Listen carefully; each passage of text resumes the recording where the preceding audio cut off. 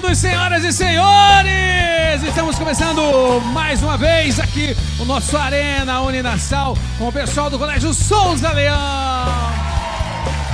Muito bom! A Banda das Antrolas com a gente aqui, hoje recebendo a Fernanda Pessoa, aqui com a gente, a professora Fernanda Pessoa, professor Arim Brito com a gente, e Anderson Oliveira aqui com a gente também. E no som, mais uma vez, das Antrolas. A sua maneira, perdendo meu tempo a noite inteira. Agora. Das Antrolas aqui com a gente no nosso Arena Uninassal. Lembrando mais uma vez que esse é um programa que prepara você para o Enem, porque todos os temas debatidos aqui podem e devem cair no Enem também. E hoje o nosso tema ainda fala sobre a cordialidade do jeitinho brasileiro. E aí, já começar aqui o nosso debate, falar com o Arim Brito. O Arim Brito é o seguinte, ele é graduado, mestre e doutor em filosofia, na parte de ética e filosofia política e também pesquisador. Arim, tema delicado esse, né? Jeitinho brasileiro, quem nunca, né? As estruturas sociais que regem as nossas relações históricas e sociais, muitas vezes é um convite para a gente olhar para dentro da gente mesmo, né? E como já foi falado aqui nas outras ocasiões, né? De se olhar para dentro de si e enxergar essas partes que não são muito boas e repensar e procurar aí novas saídas, né? Novos encaminhamentos. Muito bom. O Anderson Oliveira, ele é mestre em Ciências Contábeis, professor de Fundamentos da Contabilidade Aplicada no Setor Público, Contabilidade para Entidades do Terceiro Setor e Teoria da Contabilidade na Uninassal, servidor técnico administrativo em Educação na UFPE também. Anderson Oliveira. Anderson, é difícil falar sobre o jeitinho brasileiro quando a gente, né, às vezes deixa de olhar para nós mesmos, né? Que a gente pratica tanto esse jeitinho brasileiro que é complicado até falar do assunto, né? Do que é que significa falar de jeitinho brasileiro, né? Mas por que enquanto contador? Para tentar trazer também a ideia problemas para as contas públicas também, esse jeitinho brasileiro. Tá? E tem um aspecto positivo, que mexe com a questão da criatividade nossa, né? Enquanto brasileiros, de resolver os problemas. Tá? Mas, em compensação, isso também é levado no âmbito da corrupção. É aquele velho jeitinho brasileiro de não saber relacionar o que é público e o que é privado. Isso gera um impacto muito grande nas contas públicas, no país e no mundo também. Certo? Até porque é muito difícil desassociar o jeitinho brasileiro da corrupção, né? Uma coisa bem delicada também. E aí, voltando aqui com a Fernanda Pessoa, que é a nossa professora de redação, né? E eu acho que é um tema muito atual, provavelmente deve cair bastante também, né? Deve ser um tema bastante abordado, essa questão do jeitinho brasileiro. Pode cair algum tema que permita associar a questão da teoria do homem cordial, que é uma teoria de um grande sociólogo do século XX, que é Sérgio Buarque de Holanda. Ele dá um nome mais bonito a essa questão do jeitinho brasileiro. Uma das causas da nossa imersão em grandes dos nossos problemas está associada a esse fato de a gente sempre dar um jeito a tudo. Não é? E uma coisa que nos chama muito a atenção é que, indo para um repertório sociocultural, até o nosso folclore aborda isso. Quem é o Saci Pererê? Senão o que é engraçado por tentar tirar proveito de tudo, e ele achando pouco na questão do folclore, ainda entra na literatura do século XX como sendo uma figura engraçada, caricata, como foi abordado por Monteiro Lobato em Sítio do Pica-Pau Amarelo, por exemplo, no auge de uma Segunda Guerra Mundial. Monteiro Lobato escreveu a história do sítio de 20 até 1947. E o Saci era um personagem de praticamente todos eles e terminou sendo uma coisa engraçada. Então, a gente sai da análise de um problema, de um processo histórico, e entra numa coisa que termina sendo engraçada, e a gente se acostuma à questão de achar graça dos erros. E o Anderson, ele tocou numa coisa interessante, que é importante a gente dividir o jeitinho brasileiro da criatividade do brasileiro, né? O brasileiro é muito criativo para resolver alguns problemas, mas essa questão do jeitinho tem a ver também com a corrupção. Então, a gente tem que saber dividir aí o que é jeitinho, o que é criatividade realmente para sair dos problemas. Perguntas! Aê! Deixa eu ver o que você ainda não fez. Seu nome é? Gabriel. Eu sou do primeiro ano. Eu queria perguntar como conscientizar de forma mais eficiente as pessoas sobre esse jeitinho. Porque eu vejo amigos e professores falando sobre esse tema, só que ao mesmo tempo que eu vejo eles falando e criticando sobre isso, eu também vejo eles tomando esse tipo de atitude. Então eu queria saber como realmente falar sobre isso e mudar a conduta das pessoas sobre esse tema. Boa. Quem desenvolve? Fácil. Arim, vai. Bom, como eu falei, né, falar sobre o jeitinho brasileiro é falar um pouco sobre nós mesmos, né? Esse conceito, né, essa ideia foi pensada por um grande sociólogo daqui do Brasil chamado Sérgio Buarque de Holanda. Então, ele escreveu um livro chamado Raízes do Brasil, onde ele vai fazer a análise, né? E aí ele vai pegar um modelo teórico de um alemão chamado Max Weber. E aí, esse Max Weber, ele criou uma estrutura que ele vai chamar de tipo ideal, que é uma ferramenta que a gente utiliza para entender a realidade. E aí o Max Weber, ele procurou aplicar esse instrumental numa obra muito importante para vocês, né, para vocês conhecerem, chamada Ética Protestante e o Espírito do Capitalismo, onde ele vai fazer uma análise, né, da moral ascética do protestante e como isso aí foi importante para o desenvolvimento do capitalismo. E aí o Sérgio Buarque de Holanda, ele vai pegar esse mesmo instrumental teórico para analisar o brasileiro, né? O jeitinho, né? A cultura do povo brasileiro.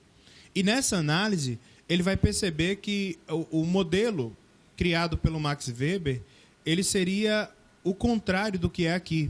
Enquanto lá, né, existe aquela coisa do excesso de racionalidade, a frieza, a burocracia, aqui não.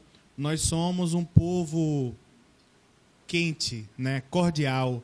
A gente leva tudo para o lado da amizade e tudo se resolve da maneira mais amistosa possível. Onde é que está o problema? É que quando você começa a agir dessa forma, né, pelo lado emotivo das coisas, e cordial não tem nada a ver com essa coisa de dizer que nós somos um povo hospitaleiro. Isso é uma falsa ideia do que é a cordialidade. A cordialidade é a ausência na observação das regras, como o professor falou. Então, já que eu não observo as regras, eu tenho uma maneira mais fácil de resolver as coisas. Olha, não vai por aqui, porque se a regra está dizendo que não é para fazer, mas você é meu amigo, então eu te dou uma ajuda, né? Agora, essa ajuda, ela mais na frente, ela vai se reverter no favor que você vai dever para mim. E aí, quando eu for cobrar de você, eu vou cobrar do jeito que eu achar melhor. Já que eu não estou usando a lei, eu vou ter que usar um outro mecanismo. Aí é quando a gente vê a cordialidade se transformando num ato de violência. Então, como é que a gente pode fazer para mudar isso, né? A tua pergunta. É rever essas ações e ver até que ponto, né, a observância das regras ela é boa, né, para o convívio social, né? Ter regras é uma coisa boa, não é chato, né? Ajuda a gente em muita coisa, inclusive. Eu gostaria de fazer uma pergunta para todo mundo aqui já sabe. Você tem que estar com dúvida ainda sobre qual profissão seguir? Você em casa ainda tem essa dúvida sobre qual profissão seguir, que curso vai fazer e tudo mais? Então confira o POP. Olha, o POP é a pesquisa de orientação profissional da Uninasal, que você vai entrar no site lá, né, que está aparecendo aqui no vídeo, né, e fazer o teste para tirar suas dúvidas. E não esqueça, depois de fazer o teste do POP, você se inscrever aí no vestibular da Uninasal já com o seu curso escolhido. Então, vamos dar uma olhada no VT do POP. Mostra aí.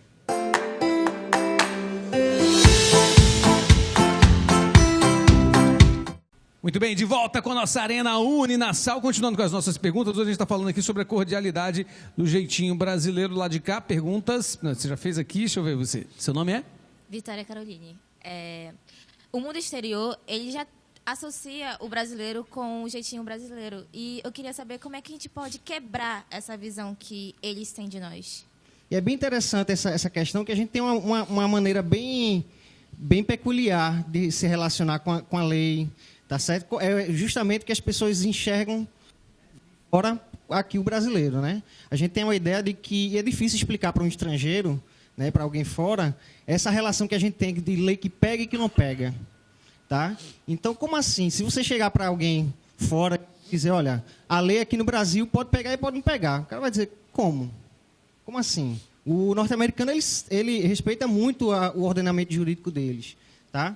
E assim, a gente tem uma certa, vamos dizer assim, uma maneira de lidar com a lei que é tipo, eu acato, mas não obedeço. Os demais, a força da lei. Então, o que a gente precisa mudar? Primeiro, é entender a definição do que é ética e moral. Ética é o respeito às regras, às leis. As leis são convenções sociais, tá certo? As pessoas discutem a melhor forma de se relacionar. E a moral é a minha relação, tá certo, com o mundo exterior, o que eu entendo de certo e de errado. Então, quais são os seus códigos, quais são os seus princípios morais? Tá? E muitas vezes a gente se questionar. Isso que eu estou pregando, que eu defendo, realmente é o mais correto? O que eu faço vai impactar nas pessoas, tá certo? E a moral não tem relação com fiscalização, é o que eu faço de dentro para fora, ok? Ok. Vou fazer o seguinte, eu vou para o intervalo comercial rapidinho, ao som da nossa banda, e daqui a pouco a gente volta com esse tema, que é a cordialidade do jeitinho brasileiro aqui na nossa Arena Uninassal. Vamos embora, banda, vai!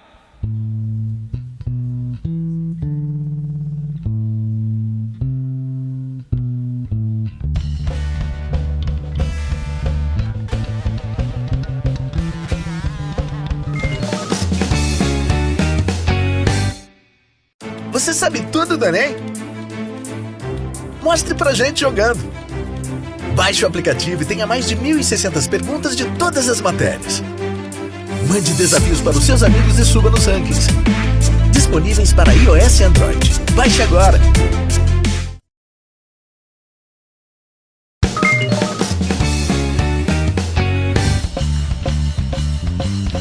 De volta com a Arena Uninassal aqui com a gente, hoje debatendo esse tema que é a cordialidade do jeitinho brasileiro, abrindo para perguntas do lado de seu nome é? Vinícius. Então, eu gostaria de saber até que ponto a educação contribui para que o jeitinho brasileiro permaneça, porque ela não só combate, ela também contribui.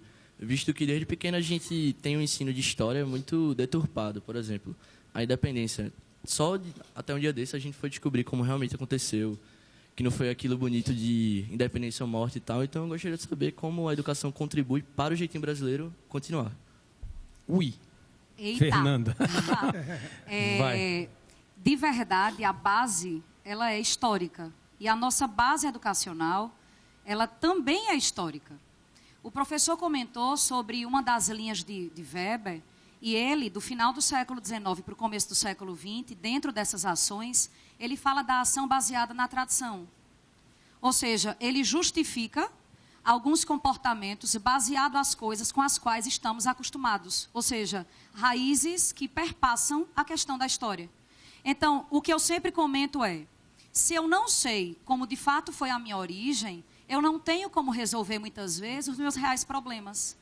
Porque a minha visão, a meu respeito, sobre como nós fomos montados, sobre quem nós somos, é uma visão somente baseada no colonizador. A única história, ela é um perigo. Tem até uma nigeriana incrível chamada Chimamanda Adichie, que escreve sobre os perigos de uma única história. E ela comenta isso do ponto de vista do colonizado e não do colonizador. Então, a gente passa por um processo histórico de apropriação. Vem o trabalho de catequese que nos impôs uma religião na segunda metade do século XVI. E assim nós somos montados. Chegamos ao século XVII, passamos pelo século XVIII, nos tornamos independentes politicamente no século XIX, ainda sem saber quem somos, numa independência que foi muito mais um processo de manipulação. Imagine que, junto com a corte de Dom João VI, chegaram em média 14.500 pessoas ao Brasil, no Rio de Janeiro, exatamente em 1808. Tem um filme que é bem interessante, que é Carlota Joaquim, a Princesa do Brasil, que traz uma crítica pesadíssima. Tudo isso que nós estamos colocando vale de repertório sociocultural, para que vocês tentem pegar aí as ideias de vocês. Só fazendo uma análise para a gente entender como a educação ela é fundamental para isso. Nosso processo de intermédio, de entender que vocês são essa transição, e que nós precisamos entender que os nossos valores, errados ou não, estão associados à nossa carga histórica e que isso nos foi passado de várias formas, a gente começa a tentar se entender melhor. A visão que vocês têm de gênero, a visão que vocês têm de desigualdade social, a visão que vocês têm de raça, a visão que vocês têm de modelo tradicional de família, é uma visão muito mais atualizada do que a dos nossos pais. Então, o processo educacional, ele é literalmente cíclico. E ele faz com que nós, quando crescemos, a partir do conhecimento que temos, nós precisamos, em casa, compartilhar desse conhecimento. São os pais que educam, somente educam quando nós somos crianças. Mas quando nós crescemos, o processo de educação em casa, ele passa por um processo cíclico, que a casa é um espaço em que as questões e as relações precisam ser estabelecidas. E a nossa relação com a corrupção, ela traz esse processo histórico de uma sociedade que muitas vezes não sabe quem é, e que nos foi passado, inclusive na literatura também, o preconceito como uma coisa muito comum. Só o último ponto, eu acho que vocês conhecem Hannah Arendt, que ela foi um grande nome do século XX após a Segunda Guerra Mundial. Ela foi responsável como jornalista para ir para o julgamento de Eichmann, que era o grande nome de Hitler, um dos grandes homens de Hitler. E ela ficou chocada, porque ela viu aquele homem ali, numa condenação, dizendo que ele foi um fiel escudeiro. E ele não entendia de verdade, o professor pode complementar muito melhor que eu sou uma curiosa das áreas, mas aquele homem, ele dizia que era um fiel escudeiro e que ele não deveria nem ser condenado, porque ele só fazia o que o seu líder mandava e ele era muito bom nisso. Então, sai dessa teoria a visão da banalidade do mal, que tem uma relação direta com a nossa capacidade de nos acostumar, inclusive, com os nossos erros, com a situação absurda de violência, com o nosso processo histórico deturpado. Eu não tenho como resolver daqui para trás, mas eu tenho como resolver daqui para frente. Muito bem. Deixa eu dar um recado aqui rapidinho. Vocês conhecem o Vai Cair no Enem? O Vai Cair no Enem é um programa produzido e exibido semanalmente pelo portal Leia Já, que também marca presença no Instagram. E no perfil você pode encontrar conteúdos de professores de todo o Brasil e ainda participar de concursos culturais. Tudo oferecido de forma gratuita e com uma educação de qualidade. Então confira. Dá uma olhada aí.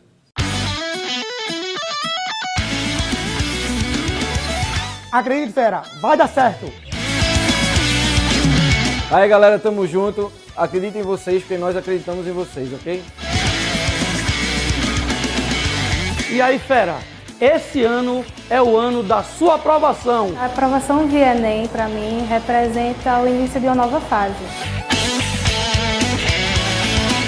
O Fera quer passar no Enem, tem que ficar altamente atualizado. Então se liga, Fera em atualidades, tá? Porque quem entende política entende de Enem. E você entende aqui no Vai Cair no Enem. Fera esperto, fica ligado no... Vai Cair no Enem!